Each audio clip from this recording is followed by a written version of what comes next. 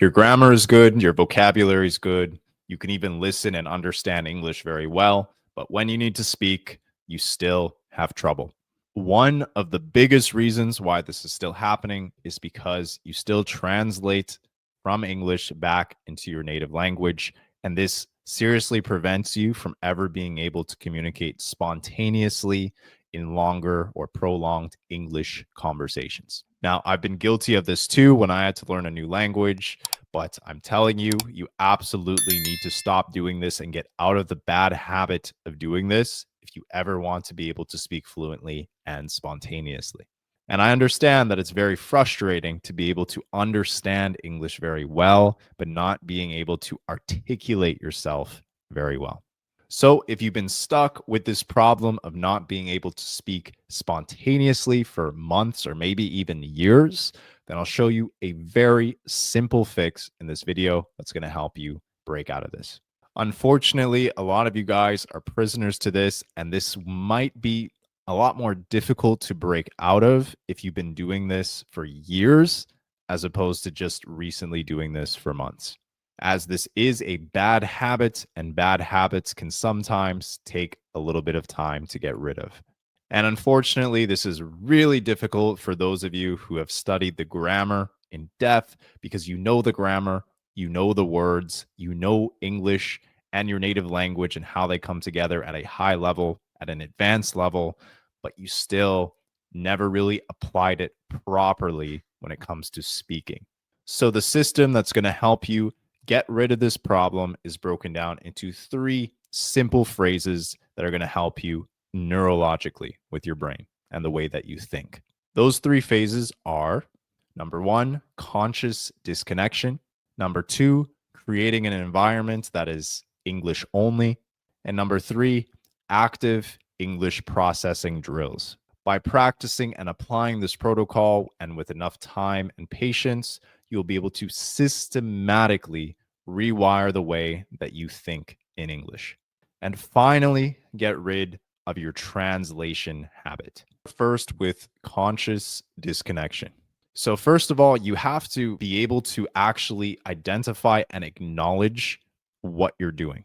So, the next time you catch yourself translating back to your native language, just stop yourself right there in your tracks, and then find another way to actually formulate what you're trying to say only by thinking in English. For example, if I take any object around me, like here is a remote, you have to associate the image in your head and this physical object of a remote to the word remote in the English language. Do not translate this into the word for this object into your native language.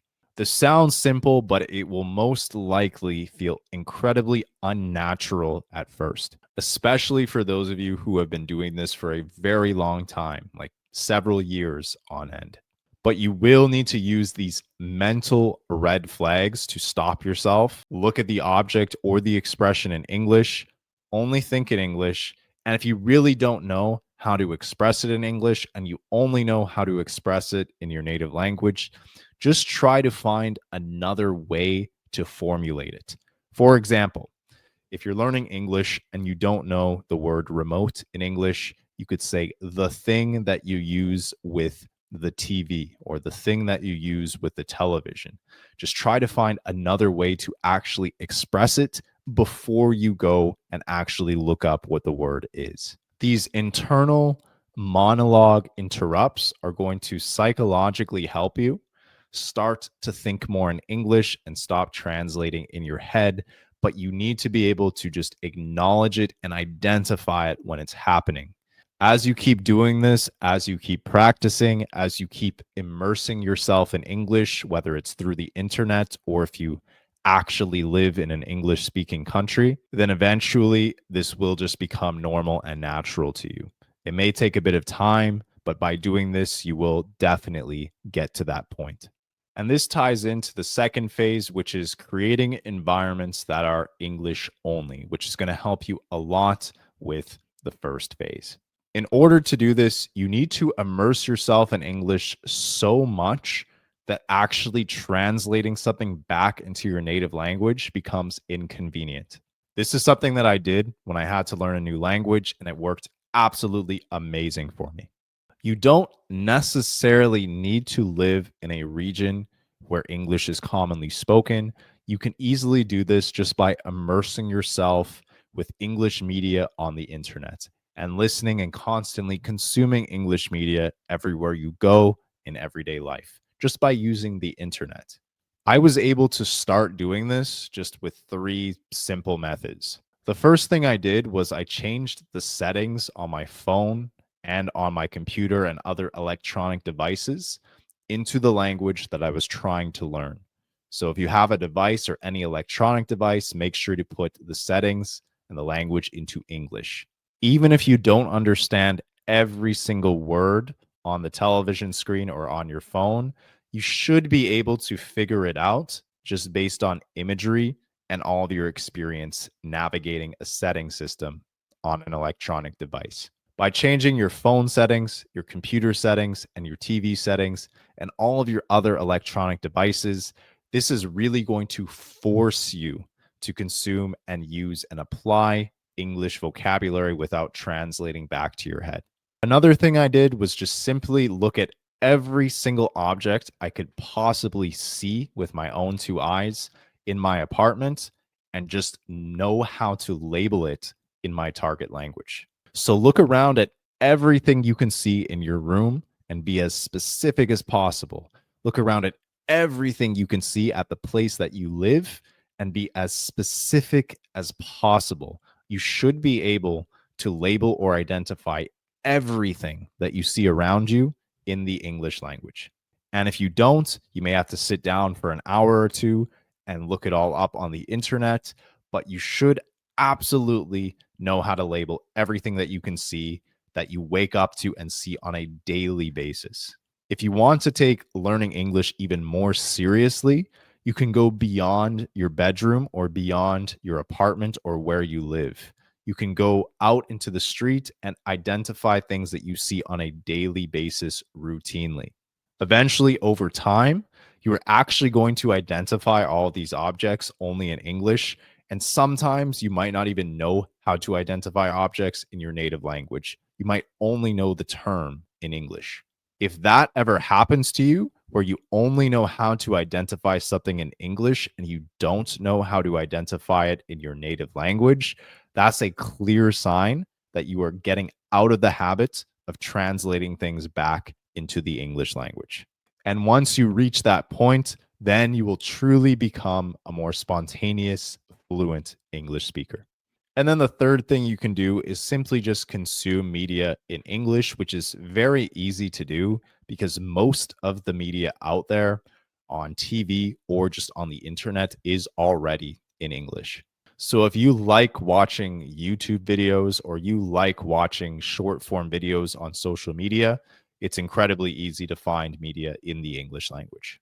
If you like watching traditional television shows or channels on the TV, it's also pretty easy to find some channel in English, even if you don't live in an English speaking region. You can do these three things to start, but eventually you will also need to actually practice expressing yourself in English in a written format or a spoken format, preferably both, to practice your communication skills spontaneously. And the best part about this is you can do this all by yourself. You don't need an English teacher or tutor to do this. This is extremely easy for you to do just by yourself at home. I go into way more detail on this in other videos on my channel, but to put it in a short form description, all you need to do is find a video on your phone. It could be a long form video or a short form video.